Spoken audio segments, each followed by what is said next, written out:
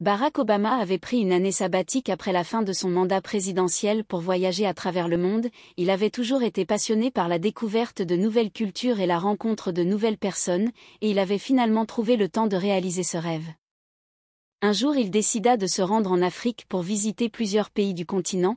Il commença son voyage par le Kenya, le pays d'origine de son père. Il fut accueilli avec enthousiasme par la population locale et il prit le temps de visiter des villages traditionnels, de rencontrer des enfants dans des écoles et de discuter avec des entrepreneurs locaux. Ensuite il se rendit en Éthiopie où il rencontra des responsables gouvernementaux et des membres de la communauté locale. Il visita également des sites historiques tels que les églises rupestres de Lalibela et le parc national du Simien.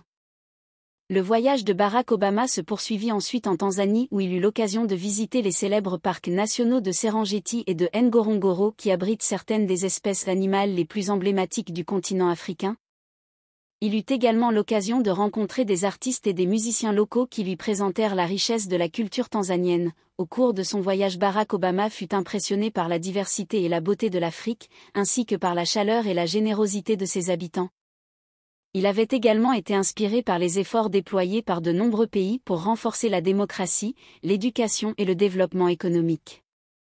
À la fin de son voyage, Barack Obama avait l'impression d'avoir accompli quelque chose de significatif et d'avoir enrichi sa propre expérience de vie. Il avait appris que le voyage était une source de découverte, de partage et d'émerveillement, et il avait hâte de poursuivre ses aventures à travers le monde.